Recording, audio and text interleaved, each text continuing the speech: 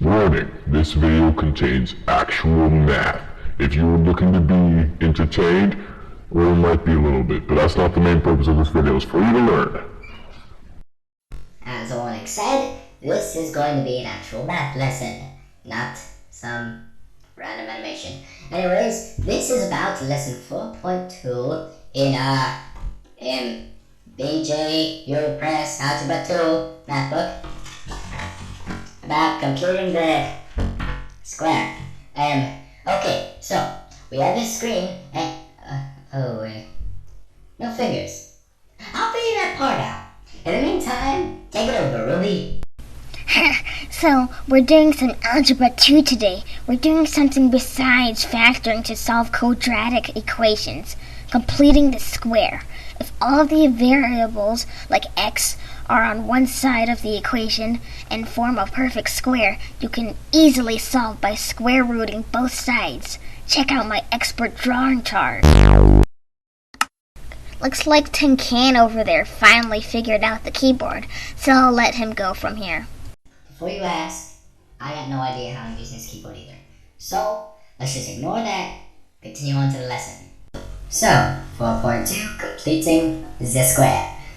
So, the first step is going to be move the constant term to the other side of the equation. This means anything that's not a variable. Variables are, of course, x. So anything that's just a regular number, you're going to move to the other side of the equation to separate it from x. For the second step of the process, we're going to have to factor out any coefficients left on the left side.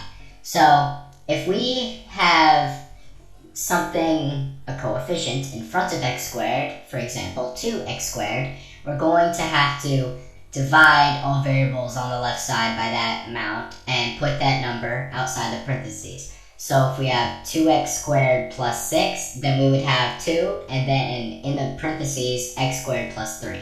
Now step 3, what we're actually going to do what this lesson is called, meaning complete the square. The way we're going to do this is by adding the square of half the coefficient of x as inside the parentheses.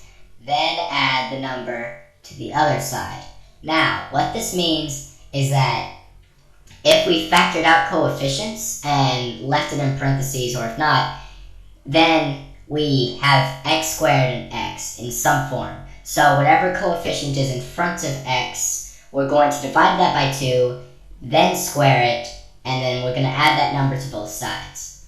Step 4 of completing the square is we're going to go back to step 2 whenever we factored out the coefficients. If that happened, then now we're going to finally get rid of that completely, and we're going to divide both sides by the coefficient that we factored out.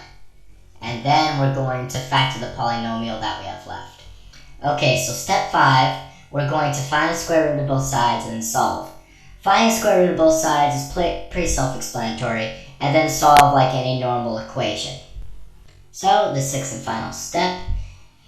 If you end up with a radical denominator, then you're going to rationalize it. We are going to see how to do this within the examples. So for this example, we're going to solve 3x squared plus 6x plus 2 equals 0. The first step, as we learned, is that we're going to move the constant to the other side. So now it's 3x squared plus 6x equals negative 2. So the next step, we're going to factor out the coefficients, and since we had 3x squared, we're going to put 3 outside of these parentheses, and then we have 3, and then parentheses, x squared plus 2x, in parentheses, equals negative 2. Now we're having to complete the square.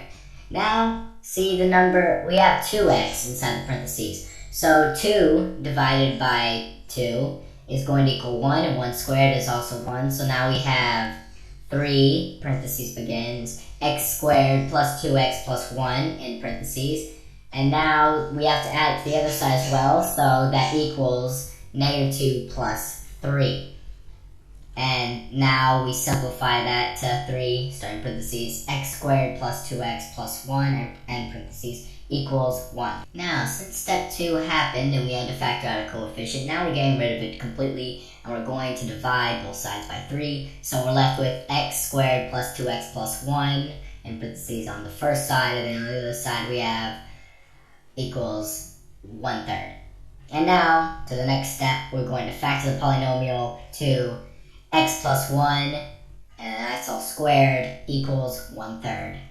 Now we're going to find the square root of both sides, so we have the square root of x plus 1 squared is equal to plus or minus the square root of 1/3. The reason why it's plus or minus is because the square root is the same as the absolute value of what's on the left side, so just, yeah.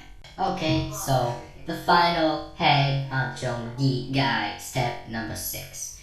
We're going to have to be rationalizing this radical denominator. So we have x plus 1 is equal to plus or minus the square root of 3 over 3, which is the same as the square root of 1 over 3, because it's like specifically square root of 3 over 3. And now we have to isolate x, so x is now equal to -1 plus or minus the square root of 3 over 3. And now to get it all together, we have to multiply -1 by 3 so it can be divided by 3 later on. So now we have x equals, and then parentheses, -3 plus or minus square root of 3. All of that is over 3, because the parentheses ends. And that is how you complete the square. Okay, so I'm going to do a little credits thing here. Hold on.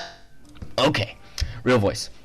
So, I'm going to give a little thanks to my friend, Masterruby, who I'll have a link to his channel in the description. He did a little nerd voice for the little brief introduction there of what the math lesson was going to be about. This math lesson was actually for a project, as I did literally all of the other work, so it can't be given to anyone else. Anyways, for those 3 subscribers who don't know me personally out there, who are wondering where is my other animated series going to be, and when is it going to be, and why am I doing this when this is actually my longest video and it's not related to anything for fun? Well, poof you.